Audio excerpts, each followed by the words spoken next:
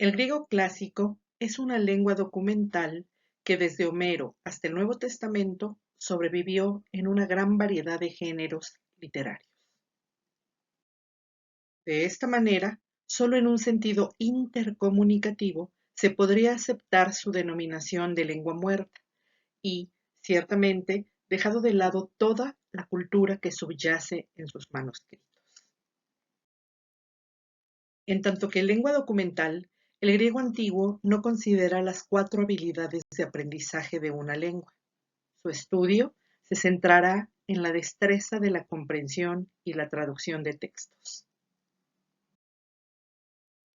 Aun cuando el aprendizaje del griego antiguo se aboca en la comprensión de textos, es indispensable que el alumno aprenda la pronunciación, en este caso la clásica, que pretende reconstruir el dialecto ático del siglo V a.C., en tanto que variante estándar, frente a los otros dialectos griegos. Se trata de una pronunciación melódica que difiere bastante de la que actualmente y desde los últimos 2400 años se pronuncia en Grecia y en Chipre.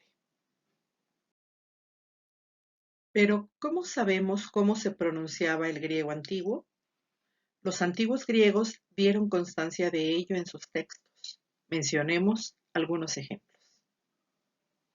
La eta no pertenecía a las 16 letras áticas, Attica Grammata, referidas por el gramático Cadmo de Mileto, reconocido como el inventor del alfabeto.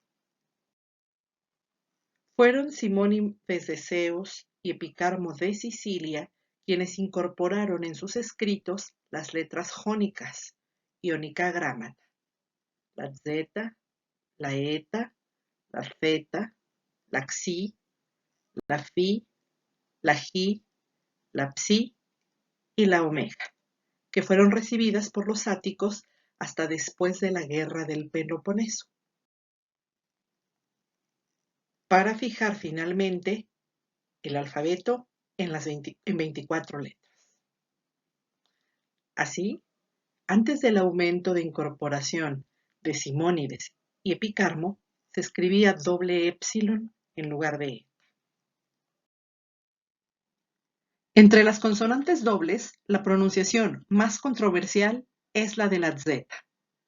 Varias teorías sostienen que su pronunciación podría haber sido zeta, zeta, zeta. Entonces, ¿cómo se pronunciaba Jarizdo? Jarizdo, Jarizdo, Jarizzo. No obstante, antes de las letras jónicas se escribía delta sigma y tau sigma en lugar de zeta.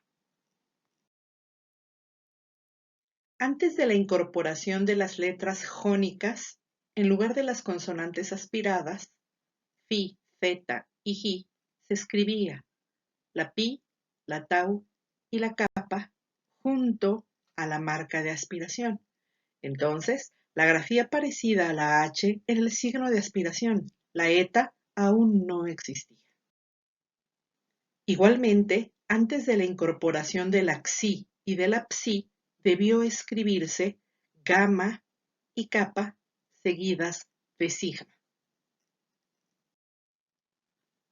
A partir del siglo III a.C., los gramáticos de Alejandría introducen en los manuscritos las consonantes aspiradas y los espíritus como marca de aspiración y signos ortográficos.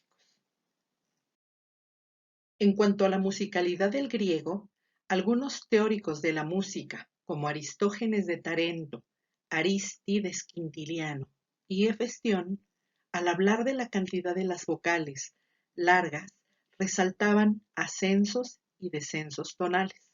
A partir de ello, llegaron a afirmar que algunas vocales incluso podían valer 3 o más tiempos.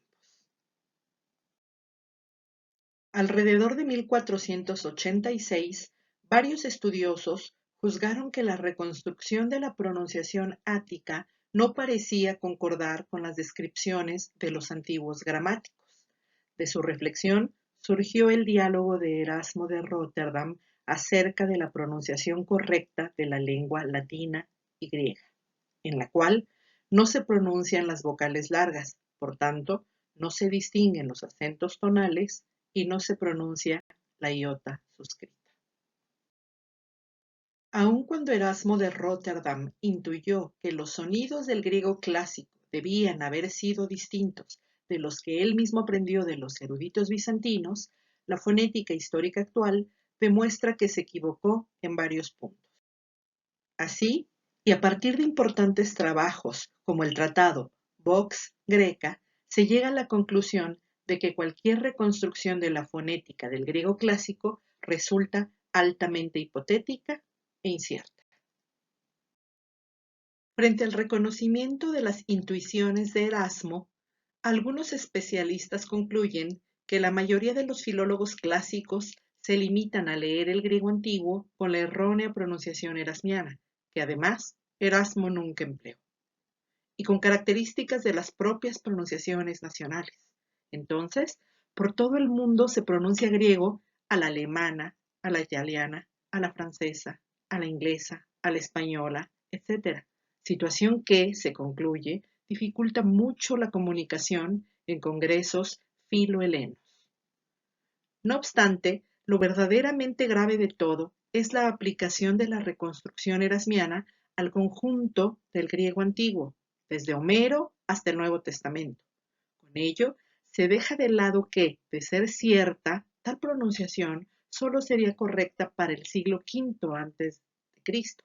Además, la fonética de los evangelios ya era más parecida a la del griego actual que a la del griego de Sócrates.